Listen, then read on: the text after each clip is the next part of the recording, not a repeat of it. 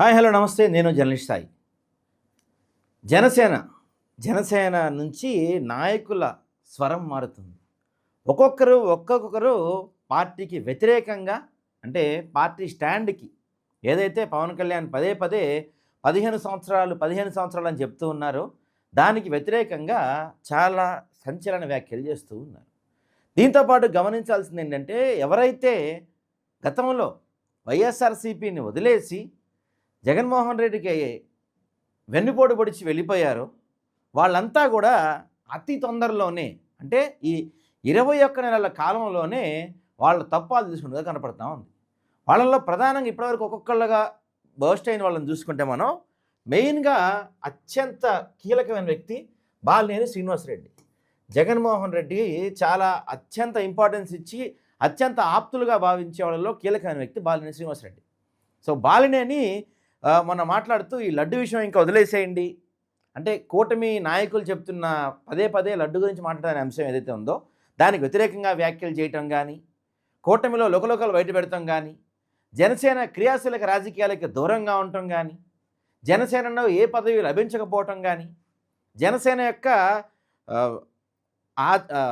భావాలను కానీ వాటిని విభేదించడం కానీ, తిరిగి జగన్ వైపు చూడటం కానీ, ఇవన్నీ కూడా ప్రధానంగా కనపడుతుంది. ఇక మరో కీలకమైన వ్యక్తి సామినేని ఉదయభాను, ఎన్టీఆర్ కృష్ణా జిల్లా పార్టీ అధ్యక్షులు. ఈయన స్వయంగా పార్టీలో లోకల్ ఉన్నమాట వాస్తవమే, కూటమి నాయకులకి మాకు బడతలు లేదు, ఏదన్నా పనుందన్నా మాది ఏదన్నా పైరవి ఉందన్నా అసలు మమ్మల్ని టీడీపీ వాళ్ళు దేకట్లేదు, మా కార్యకర్తలు తీవ్ర నిరుత్సాహంలో ఉన్నారు, ఇదే పరిస్థితి కొనసాగితే కష్టం, అధిష్టానం పట్టించుకోవటం లేదు, ఎమ్మెల్యేలు జనసేన నాయకులకి జనసేన కార్యకర్తలని దగ్గర రానివట్ల వాళ్ళకి ఏ పనులు జరగట్లేదు, గతంలోనే బాగుండింది అని బహిరంగంగా కీలక వ్యాఖ్యలు చేశారు ఉదయభాను. ఆ తర్వాత మరో కీలకమైన వ్యక్తి బాంబే చేయడం చెప్పొచ్చు, సత్యనారాయణ అయితే బొలిశెట్టి. ఈ పద్ధతి మారకపోతే మనం టీడీపీకి బి పార్టీలా ఉంటే ఇదే పద్ధతి కొనసాగితే మాత్రం ప్రజలు మనకు ఖచ్చితంగా దూరం అవుతారు, మన గుంట మనమే దవ్వుకుంటున్నామని స్వయంగా పవన్ కళ్యాణ్ దగ్గరే మాట్లాడారు బొలిశెట్టి సత్యనారాయణ గారు. సో వీళ్ళందరూ కూడా వైఎస్ఆర్సీపీ నుంచి వెళ్ళిన వాళ్ళే, వీళ్ళంతా కూడా ఇప్పుడు మళ్ళీ వైఎస్ఆర్సీపీ వైపు తిరిగి ఆలోచిస్తున్నట్టుగా కనపడుతుంది. మరి గతంలో అధికారం ఉన్నంతసేపు పార్టీలో ఉండి కష్టకాలంలో పార్టీని వదిలి వెళ్ళిపోయిన వీళ్ళందరూ తిరిగి వస్తే జగన్ను యాక్సెప్ట్ చేస్తారా, క్యాడర్ యాక్సెప్ట్ చేస్తుందా, కార్యకర్తలు యాక్సెప్ట్ చేస్తారా అనేది ఇక్కడ కీలకమైన విషయం. కాపుల్లో వీళ్ళల్లో కొంతమంది కాపులు ఉన్నారు, వాళ్ళకి కాపుల్లో మంచి పేరు ప్రఖ్యాతులు ఉన్నాయి. అయినప్పటికీ పార్టీ కష్టకాలంలో ఉన్నప్పుడు పార్టీ వదిలేసి వెళ్ళిపోయారు, ఏదో పార్టీ పైన బురద జల్లి వెళ్ళిపోయారు. తీరా అక్కడికి వెళ్ళి చూస్తే ఏముంది, 21 నెలల్లోనే అసలు జనసేన అనే పార్టీయే లేదని, అదొక టీడీపీకి ఒక బి పార్టీ అని వీళ్ళందరికీ అర్థమైపోయింది.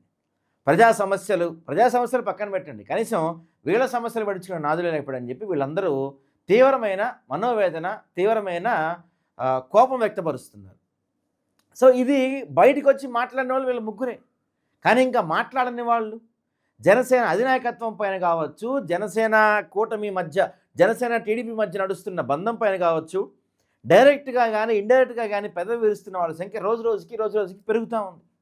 మరి ఇదంతా పవన్ కళ్యాణ్కి తెలియదా అంటే తెలుసు, కానీ ఏం చేయలేని పరిస్థితి.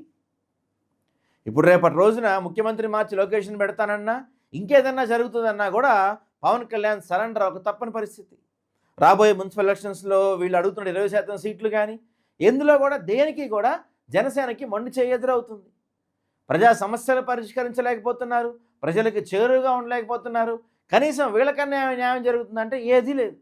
కాబట్టి ఎవరైతే నాయకులు గతంలో జగనన్న వెంట ఉండి వైఎస్ఆర్సీపీలో ఉండి అధికారం వచ్చిన తర్వాత కూటమి వైపు వెళ్ళిపోయారో వాళ్ళందరూ కూడా ఇప్పుడు తిరిగి వైఎస్ఆర్సీపీ వైపు చూస్తున్నట్టుగా తెలుస్తుంది. మరి వీళ్ళందరినీ, అంటే ఎవరైతే కష్టకాలంలో పార్టీని వదిలి వెళ్ళిపోయారో, అధికారాన్ని అనుభవిస్తున్నారో, వీళ్ళు తిరిగి వస్తే జగనన్న వీళ్ళని యాక్సెప్ట్ చేస్తారా లేదని చూడాలి.